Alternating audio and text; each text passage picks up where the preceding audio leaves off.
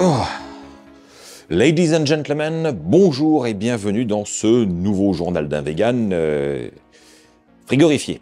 Et oui, je ne suis pas le seul dans le cas, mais vous l'avez tous constaté, il y a comme un petit vent de fraîcheur en France, et à Paris, on le ressent vraiment beaucoup parce que comme on est dans les appartements, eh bien, nous avons du chauffage collectif, comme c'est souvent le cas, et depuis la fin mars, ils ont coupé le chauffage.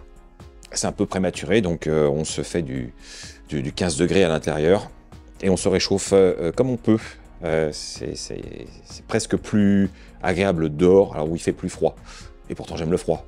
Mais là, ça commence à être long. Bref, je ne vais pas vous raconter ma vie de frigorifié plus longtemps.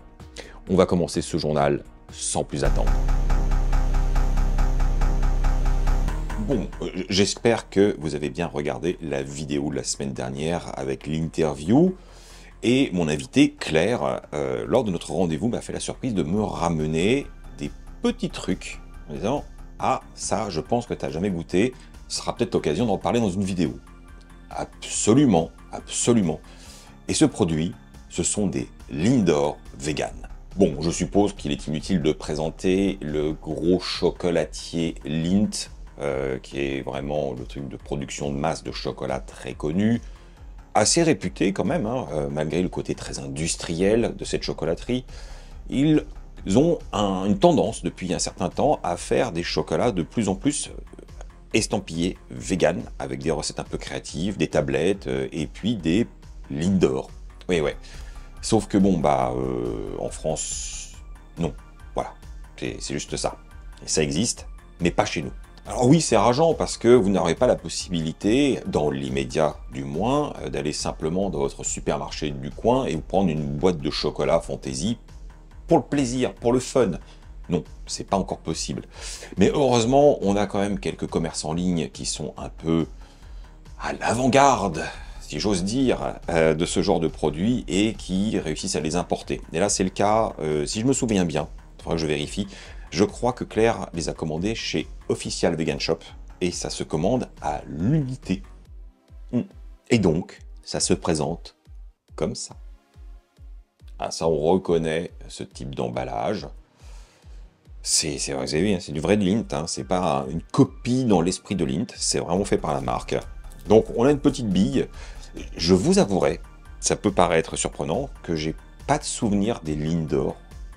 Je sais même pas si j'en ai déjà mangé dans ma vie, ça m'a pas marqué.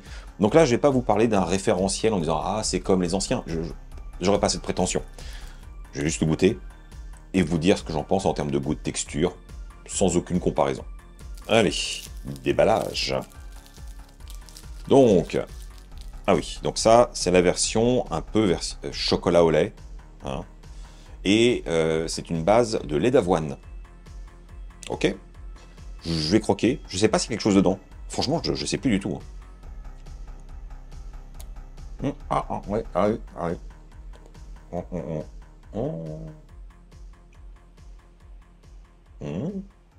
C'est intéressant. J'ai cru qu'il y avait quelque chose dedans parce qu'il y a une structure un peu différente quand j'ai croqué. Mais en fait, non. C'est d'autres textures. Il y a une coque plus ferme à l'extérieur et un cœur beaucoup plus tendre, avec une texture un peu truffe, tout simplement. C'est pas désagréable. Après, bon, vous le savez, moi je suis plutôt amateur de chocolat noir, donc chocolat au lait, je suis pas non plus à me dire « Ah, c'est génial, j'adore ». Je trouve ça trop sucré, trop doux, etc. Mais si je mets mes papilles personnelles de côté et que je reste objectif, j'ai le sentiment que c'est un petit bonbon au chocolat qui est plutôt réussi et qui tient plutôt ses promesses de douceur, un côté réconfortant, très simple en bouche, mais qui a du goût. C'est pas mal du tout. Je pense que quand on aime ce type de chocolat, là on peut être satisfait. Je vais en prendre un pour confirmer. C'est vraiment sympa. Après, vous voyez, j'en ai pris deux. Je n'imagine pas en manger un troisième. Je trouve ça un peu écœurant. Parce que ma sensibilité est là. Beaucoup de sucre, trop de douceur, côté un peu crémeux. Ça fonctionne. Moi, mes papilles, elles préfèrent des choses plus marquées, plus franches. mais il n'y a pas de jugement, vous avez le droit d'aimer ça. Au contraire, je trouve ça très chouette de pouvoir proposer des petits bonbons au chocolat qui sont très accessibles, très consensuels, qui fonctionnent, qui tiennent leurs promesses. Et j'aurais tendance à croire que si c'était vendu en magasin, n'importe qui pourrait en acheter et les apprécier. C'est pas un chocolat où on a un côté très vegan. En bouche, ça se sent pas. Le lait d'avoine ne ressort pas particulièrement. Donc oui, Lindt pourrait être un petit peu plus courageux et commercialiser ça en France, je pense, sans trop de soucis. Et puis là, je viens de faire une petite recherche rapide sur Internet pour voir si c'était référencé quelque part sur des sites officiels. Et je suis tombé sur le site des USA, où j'ai trouvé effectivement le même Lindor à l'unité, mais aussi son pendant au chocolat noir. Ah, bah, c'est cool. Et c'est aussi vendu là-bas sous forme de boîte, bah, ce qui est cool, mais chez nous, non. Et visiblement, en Europe, ça n'a pas l'air d'être distribué sous cette forme. C'est toujours compliqué, je trouve, de faire la part des choses entre les différents marchés, les différents pays, pour la même marque qui propose a priori les mêmes produits. C'est toujours étrange. En tout cas, encore merci à Claire, si tu nous regardes. Franchement, je suis très content d'avoir eu l'opportunité de goûter ce petit bonbon au chocolat parce que instinctivement, je ne l'aurais pas acheté. Alors peut-être que Laura l'aurait fait. Mais voilà, donc voilà, c'était le moment de partager ça avec vous, c'était l'objectif. Et j'espère que ça vous aura mis du baume au cœur, si vous étiez fan de Lindor, de découvrir que oui, ça existe aussi en version vegan.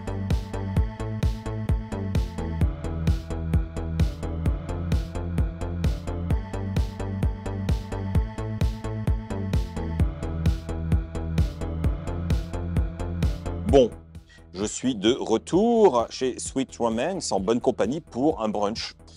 Oui, j'ai une passion pour les brunchs, vous le savez. Et ici, ils sont excellents. Alors, je ne suis pas dans la redondance, on en a déjà parlé. Si je suis là, c'est qu'il y a un nouveau brunch, le brunch royal. Le voici, les amis. Je vous fais la lecture. Alors, assiette English breakfast. Déjà, ça commence bien, ça a tout pour me plaire. Saucisson grillé, bacon, tofu scramble, haricots à la sauce tomate. On est bien. Champignons grillés, tomates cerises grillées, avocat, pain grillé, pancake décoré aux fruits et sirop de dattes, jus de fruits pressé et café ou thé au choix. Voilà, là c'est pour moi le brunch de rêve. C'est assez rare de trouver un brunch qui reprend les codes britanniques.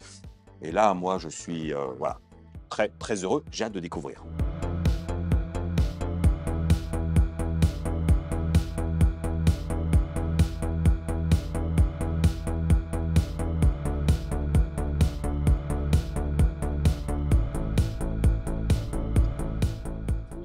Voilà, c'est ce que j'espérais et c'est ce que j'ai.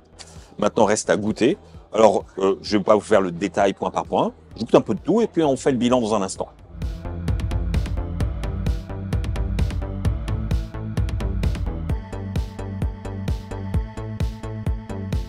Bien, alors, verdict de cette première assiette. Je suis extrêmement satisfait, les amis, parce que ça répond à mes attentes. C'est les codes que j'aime, c'est le côté English breakfast. On a les beans qui sont super bien cuisinés. Pareil pour la tomate rôtie, juste comme il faut. Les champignons sont très bien cuits avec la petite note poivrée en retour. Le tofu brouillé, c'est le même que d'habitude. Il est toujours excellent, donc avec le petit pain grillé, ça fonctionne. L'avocat tout doux, parfaitement à maturité.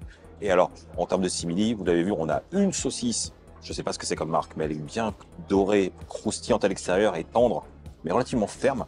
Très satisfaisante comme mâche. Et puis ce bacon, qui n'est pas du bacon de la vie, mais pour autant, il était très bon. Donc cette première assiette, elle est validée et j'ai hâte de passer aux pancakes.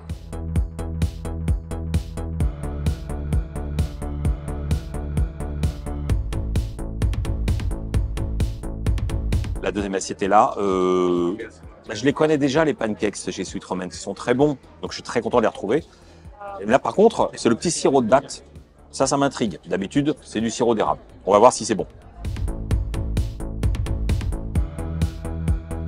Bah oui, c'est très bon. Bon, Florian, t'en as pensé quoi de ce brunch? Eh ben, c'est trop bien. Pour une fois qu'on a un vrai brunch, finalement. Ouais, hein. C'est bien, c'est copieux, c'est rassasiant et ça change de ce qu'on a d'habitude. Je valide à 1000%. C'est celui que tu préfères pour l'instant? Dans toute la profession d'ici? Ouais. Oui, bah largement. Si on revient, je reprends celui-là. Bien, ma chère Marie, donne-moi ton verdict sur ce brunch. Comme d'habitude, chez Sweet Romance, je suis repu, puisqu'on vient quand même souvent bruncher ici, et c'est vrai que les brunchs sont hyper copieux. Moi, Ouais. en général, je sors en roulant, et pourtant, j'ai un très très gros appétit. Ouais, je suis d'accord. Mais celui-là, il est vraiment particulièrement bon, et j'aime bien le côté un peu anglo-saxon. Je trouve que ça manque à Paris dans les propositions qu'il y a de brunch. Totalement. Donc franchement, ça fait plaisir. Et en vrai, de tous les brunchs qu'il y a ici, c'est mon préféré. Vraiment, Ah. j'ai bien aimé, même si j'aime beaucoup aussi celui avec la brioche perdue. Mais ça, c'est une bonne option. Ça fait un brunch copieux, mine de rien. Ben, ça, on s'en doutait, chez Sweet Romance, c'est toujours très copieux. C'est délicieux. Franchement, on en a pour son argent. J'adore.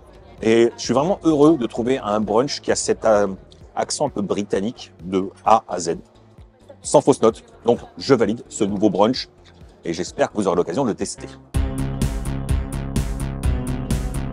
Alors aujourd'hui, j'aimerais vous parler d'une petite série allemande. Quand je dis petite, c'est une mini-série en 4 épisodes que l'on trouvera sur Netflix et qui s'intitule The Signal. C'est une série plutôt d'intrigue, même si on pourrait penser qu'on part sur quelque chose un peu de science-fiction, c'est pas tant le propos. Alors, je vous mets un peu de contexte pour mieux comprendre ce que je veux dire par là. On va suivre une astronaute qui part visiblement sur une station orbitale. Alors peut-être l'ISS, je ne sais pas. Ça n'est pas dit. En tout cas, elle et un collègue sont en mission scientifique et doivent découvrir quelque chose.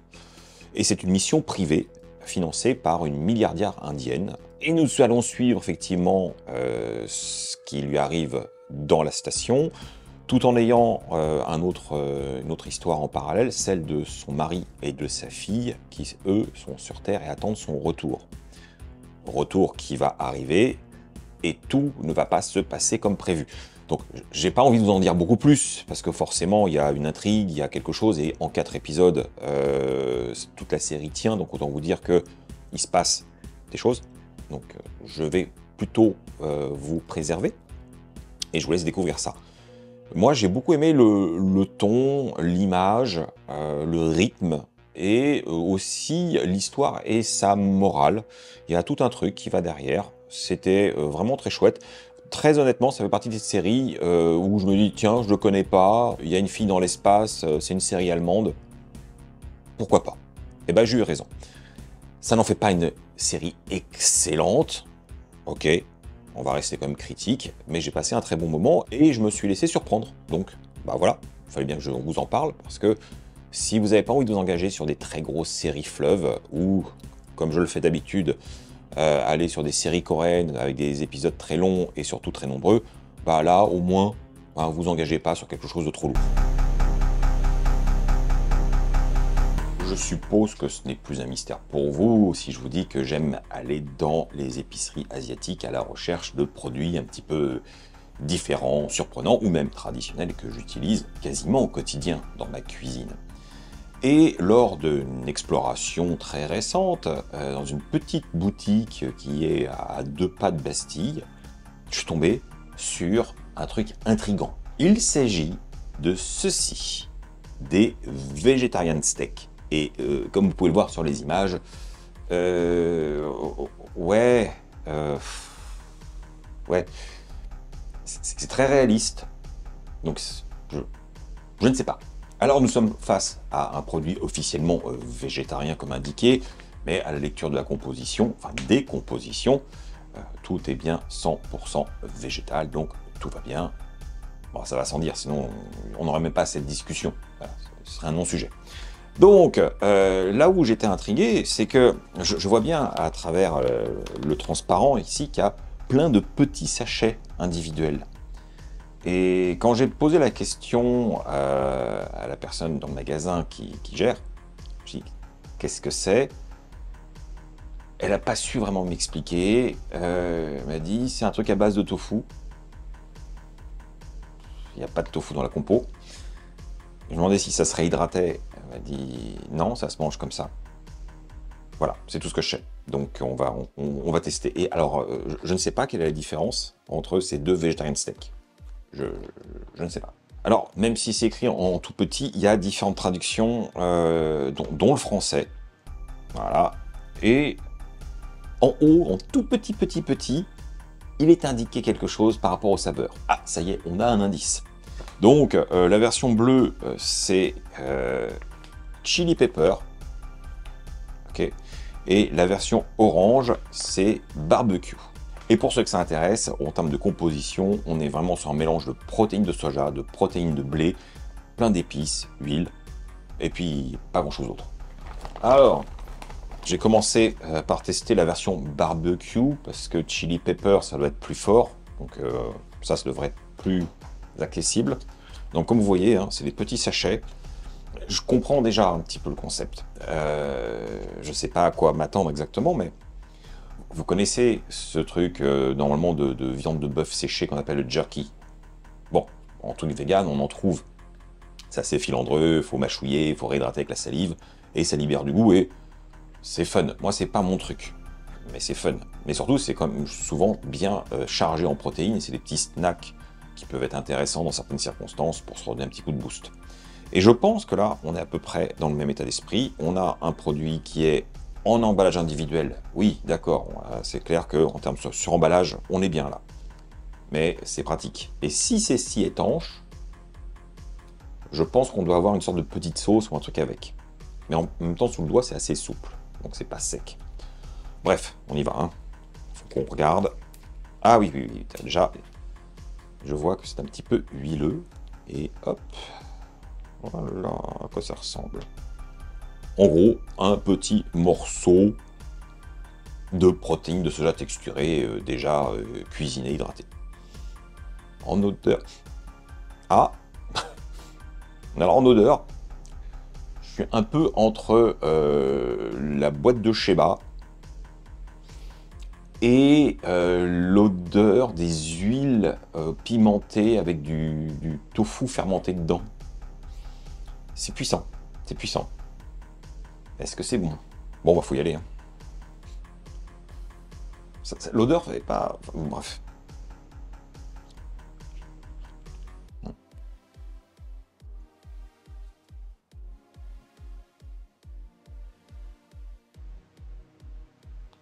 Et là, le goût est largement meilleur que la fragrance qui se dégage du petit paquet quand on l'ouvre. Mais alors, indéniablement. Je vous l'ai dit, ça c'est la version barbecue. Et on s'attend forcément à des notes un petit peu épicées, fumées, etc. Et c'est pas du tout ça. On est forcément sur le concept de barbecue chinois, pas le barbecue à l'occidental. Donc c'est pas du tout ces goûts-là. On a plutôt une note de badiane, de réglisse, de fenouil, de poivre de Sichuan. En fait, ça me fait un peu penser en goût, comme je le disais tout à l'heure, à cette huile pimentée au poivre de Sichuan qu'on met sur des soupes. C'est très aromatique, c'est pas forcément extrêmement fort, mais ça envoie. Et ben là, j'ai ça. Alors, la note poivrée est assez intense, mais c'est pas non plus un truc qui arrache. Bon, du coup, hein, j'entame le second, donc le chili pepper. Voilà, c'est la version bleue. Bim. Ouais, pareil. Ah, l'odeur est différente. Là, j'aime mieux.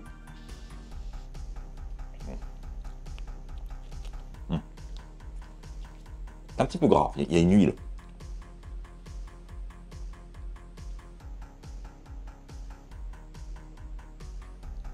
Celui-là, je le préfère. J'ai bien aimé le premier, mais le second, je le préfère. Là, les notes sont beaucoup plus franches. C'est piment et poivre de Sichuan. Voilà. Il n'y a pas ce côté un peu anisé, il n'y a pas ce côté plus boisé. Et j'aime bien. Et j'aime bien. En termes de piment, c'est assez puissant. Donc, souvenez-vous, hein, je ne suis pas une référence là-dedans pour vous. Si vous êtes sensible, dans tous les cas, je pense que ni l'un ni l'autre ne vous correspondra. Si vous aimez bien les trucs qui chauffent un peu, la version barbecue, ok. La version chili pepper, elle est un peu plus corsée. Voilà. Donc à vous de voir. En tout cas, moi, je trouve ça vraiment délicieux.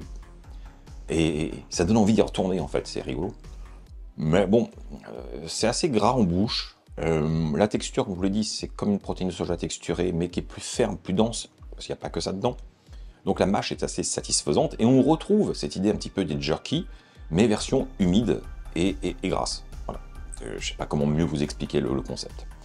Bref, je suis content de ma trouvaille. Bien sûr, j'imagine que certains d'entre vous voudront tester. Je vous dis simplement où je l'ai trouvé. Kuzumart. Voilà, vous cherchez sur internet. Kuzumart, c'est juste à côté de Bastille. C'est le seul endroit où j'en ai vu jusqu'à présent. C'est la première fois que je voyais ce produit. C'est un produit chinois. Est-ce que ça vaut le déplacement? Je ne sais pas. Si vous êtes dans le quartier, je pense que c'est cool. Surtout qu'en ce moment, ils font des grosses promos. Je pense que c'est un produit qui ne fonctionne pas du tout chez eux. Et c'est le moment de profiter pour tester un truc un peu cool et original. Maintenant, je pense que vous aurez du mal à trouver ça ailleurs. Cela dit, pour ceux qui fréquentent les épiceries asiatiques, si vous avez vu ces petits paquets, n'hésitez pas à le dire en commentaire et partager pour que les autres le trouvent aussi.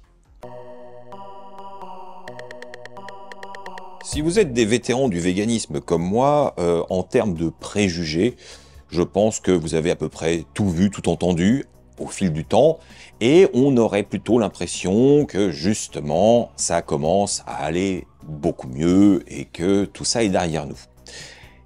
Et bah malheureusement en 2024, il y a encore pas mal de choses qui circulent, des rumeurs, des préjugés, des incompréhensions par rapport à ce que c'est que être vegan, le véganisme dans son ensemble, et il y a quelques petits jugements à l'emporte-pièce, comme toujours sur les réseaux sociaux, mais même dans la vraie vie. Et aujourd'hui, j'ai envie de vous faire mon top 5 des préjugés les plus tenaces. Alors, on va se débarrasser tout de suite du premier que vous voyez venir avec ses gros sabots. Bah oui, c'est bien connu, tous les véganes du monde sont des zombies ambulants, nous le savons, avec des carences à n'en plus finir, et nous ne tenons pas debout, et nous ne sommes même pas capables de parler. Bref, c'est bizarre. C'est bizarre parce que cette idée que quand on est vegan, on a des carences, on pourrait croire que de nos jours, c'est derrière, c'est fini. On a bien montré par justement la profusion de produits qu'on trouve maintenant en supermarché de manière très simple, que des produits riches en protéines, des boissons enrichies en calcium, que tout ça, on en a, parce que souvent ces deux points qui sont les plus pointés du doigt, c'est les protéines et le calcium. Sauf que dans l'alimentation végétale, on trouve tout ce qu'il faut. Il suffit de savoir équilibrer ses repas et c'est pas bien compliqué. Donc, pourquoi est-ce que ça perdure? Bien, je pense que c'est une idée tellement ancrée dans l'esprit des gens qu'il faut absolument manger de la viande pour avoir des protéines et qu'il faut absolument consommer des produits laitiers pour avoir du calcium, que tout ce qui n'est pas dans cette ligne traditionnelle, eh ben, ça a du mal à rentrer. Alors qu'en fait, on sait très bien qu'il n'y a aucun souci. On va quand même rappeler et reconnaître qu'une carence existe potentiellement chez les véganes, ça reste la vitamine B12. Et ça, c'est facile, il suffit de se supplémenter. C'est pas cher et ça peut rapporter gros. Enfin, du moins, ça peut vous éviter de faire en sorte que ça vous coûte cher par la suite. Parce qu'une carence en B12, c'est grave. Mais sinon, voilà. On sait qu'on peut surveiller le fer, l'iode, etc. sans aucun problème. On a de quoi faire. Mais au quotidien, la fausse idée d'avoir un problème en protéines ou en calcium est complètement idiote. Et on l'a pourtant largement démontré. Le second préjugé qui colle à la peau des véganes, c'est bien sûr que nous sommes extrémistes. Bon. Les deux vont souvent ensemble dans la même phrase, donc je ne vais pas forcément le différencier puisqu'il y a quand même cette idée derrière commune que on n'est pas des gens normaux et qu'on a une vision du monde avec des doctrines qui nous enferment dans des actions particulièrement radicales. Bon, ben, je ne sais pas comment vous êtes chez vous, mais je me sens parfaitement normal, voilà, intégré dans la société. Pour aller plus précisément dans les deux problématiques, alors extrêmes, sommes-nous des extrémistes? Je ne pense pas. puisque pour moi, l'idée d'extrémiste, c'est celui qui dépasse les bornes, qui va au-delà des idées, au-delà du nécessaire.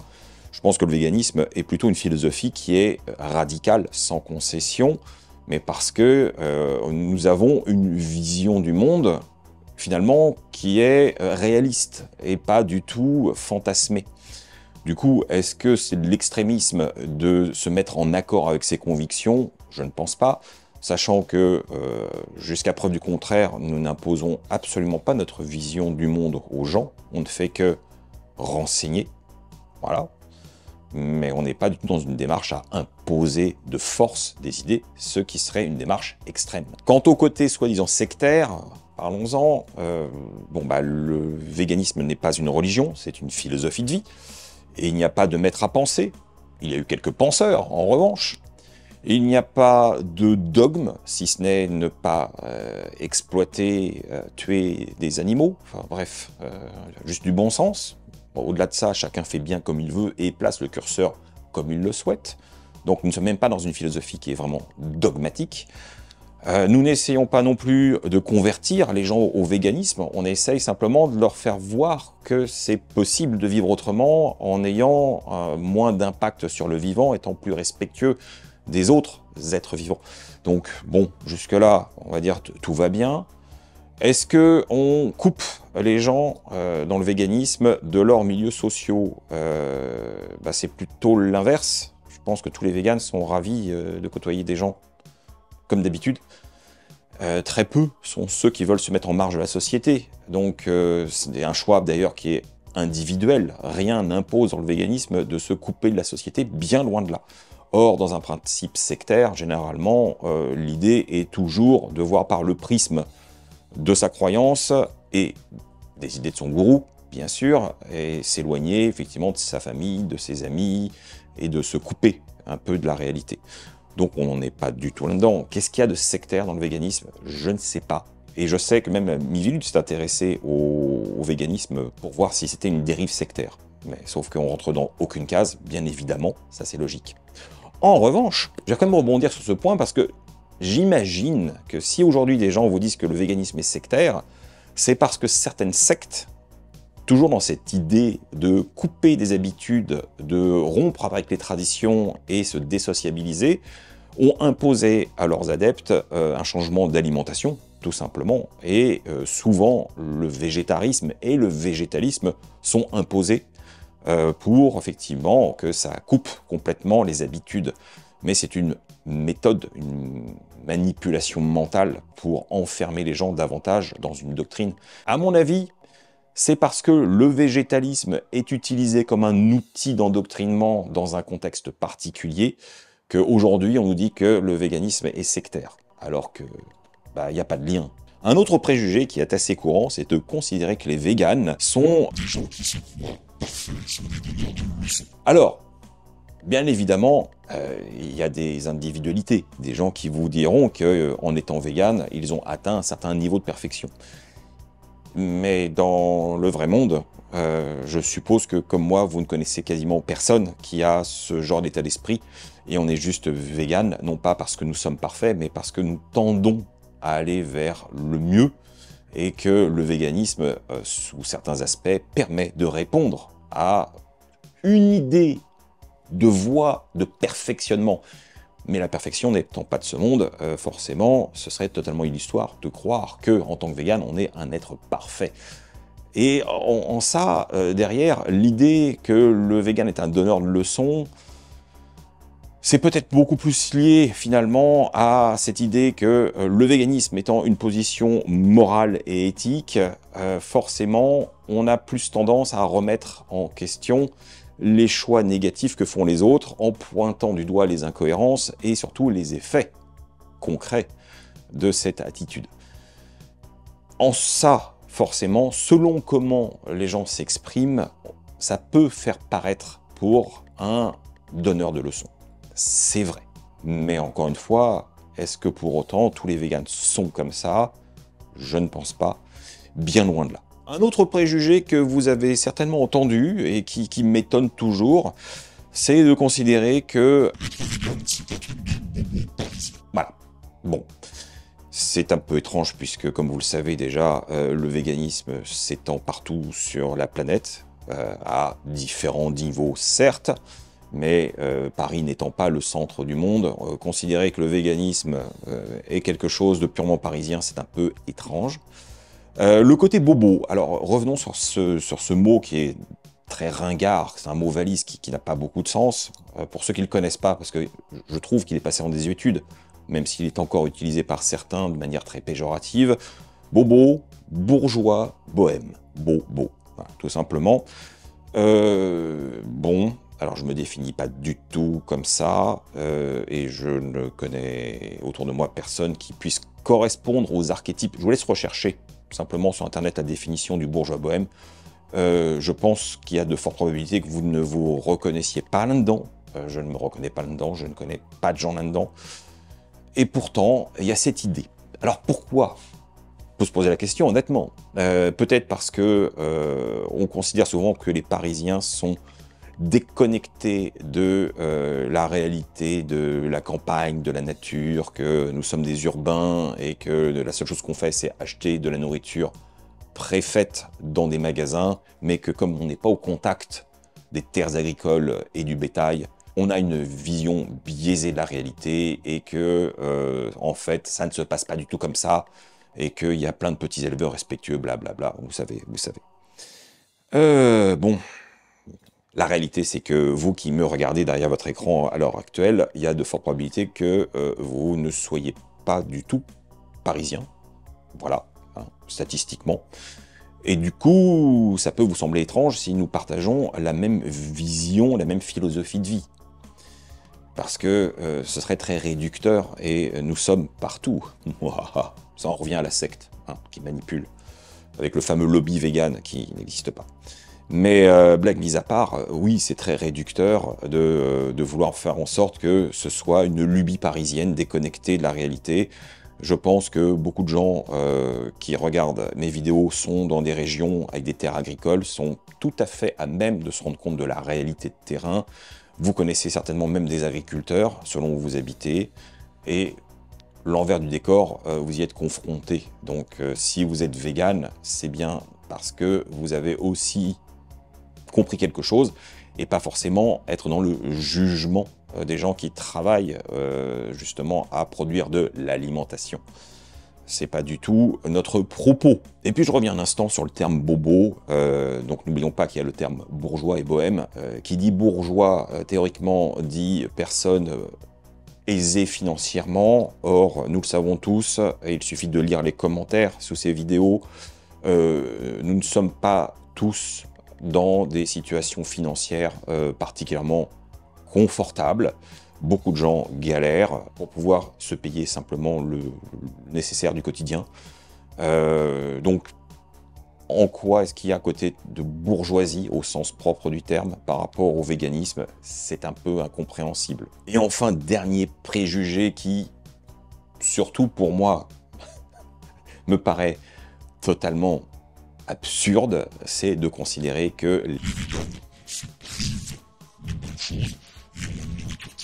sur ce point, est-ce que j'ai vraiment besoin d'aller plus loin? Je pense que si vous regardez cette chaîne et que vous êtes vegan vous-même, vous savez que ça n'a pas de sens. Moi, par mon travail, j'essaye justement depuis de nombreuses années de prouver que le véganisme, l'alimentation végétale, elle est chatoyante, elle est savoureuse, elle est diversifiée, elle est plaisante, elle est même orgasmique.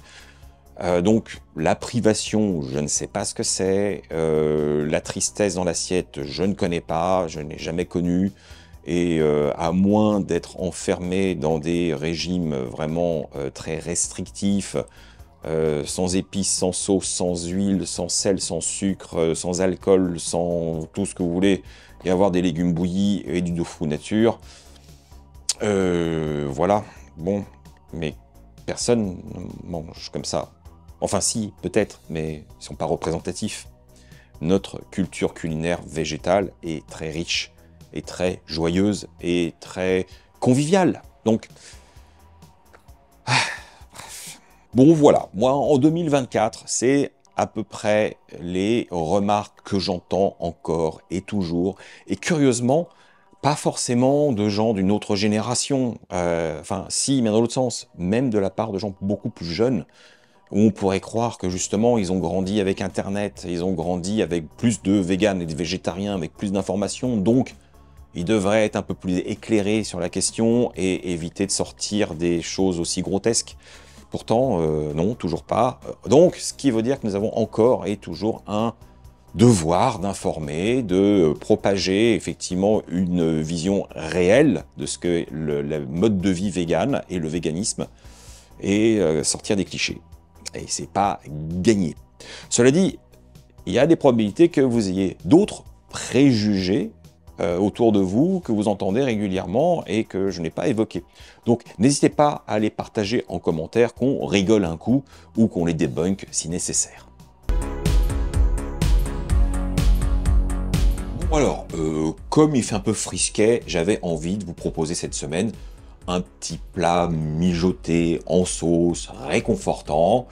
Et pour ce faire, eh bien, on va utiliser du seitan. Et cette recette est réalisée en partenariat avec Koro, qui justement propose du seitan en bocal. Et c'est une forme que j'apprécie tout particulièrement parce qu'on a un seitan qui généralement reste assez souple, tendre, un peu humide. Et ça fait la différence par rapport à un seitan qu'on retrouve sous vide. Donc, eh bien, tant mieux. C'est un classique que je commande quasiment tous les mois pour en avoir en stock parce qu'il fait partie de mes favoris. Mais trêve de bavardage, j'ai faim et comme tout plat mijoté, il faut lui laisser le temps de s'exprimer, même si ça va pas durer des heures. Plus vite je m'y mets, plus vite je mange.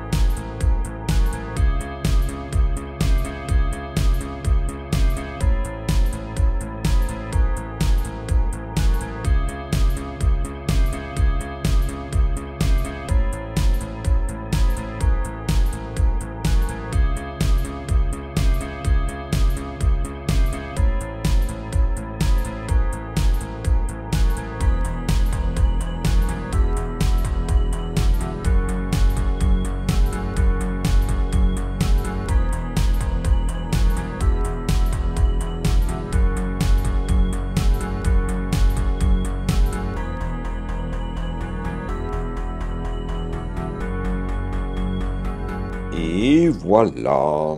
Bon. Ça sent très bon. C'est pas si long à faire. J'ai juste eu à patienter 15 minutes une fois que j'ai mis sous le couvercle. Donc voilà, il n'y a pas grand-chose, à part surveiller que ça brûle pas, il n'y a pas grand-chose à faire en termes d'effort. Bref, j'ai faim, je vous l'ai déjà dit. Donc c'est l'heure de goûter. Alors, goûtons.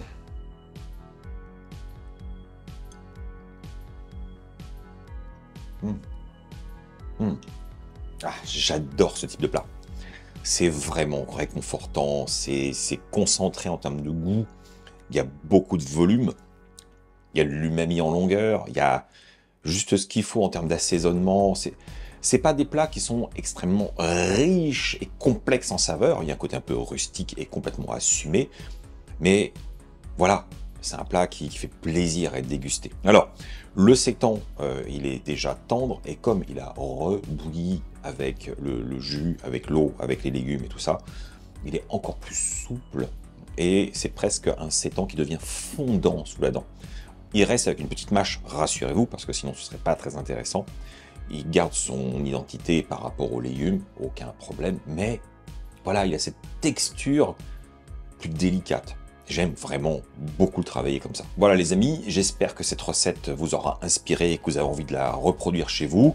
Pour ce faire, n'hésitez pas à aller faire un tour sur le site coro.fr et de profiter de mon petit code de réduction, moins 5% sur votre prochaine commande. Et donc vous y trouverez, par rapport à cette recette, et le sétan, et l'huile neutre que j'utilise pour la cuisson, et la moutarde à l'ancienne. Donc il y a différents éléments que j'utilise au quotidien dans mes recettes, qu'on trouve aussi sur la boutique. N'hésitez pas à aller faire un petit tour plus loin que ce que je vous recommande, parce qu'il y a des bonnes surprises. Et c'est donc une fin de journal. Alors franchement, depuis le début de la semaine, je ne me suis pas particulièrement réchauffé. Hein, au contraire, ça commence à être un peu pénible. Mais il y a comme une manière de me réchauffer au moins le cœur. C'est en lâchant les pouces, en vous abonnant, en me soutenant sur Tipeee, en devenant membre de la chaîne. Ça serait déjà pas mal. En tout cas, voilà. J'espère que vous avez passé un bon moment en ma compagnie. Et on se retrouve la semaine prochaine sans faute pour de nouvelles aventures. Tchuss!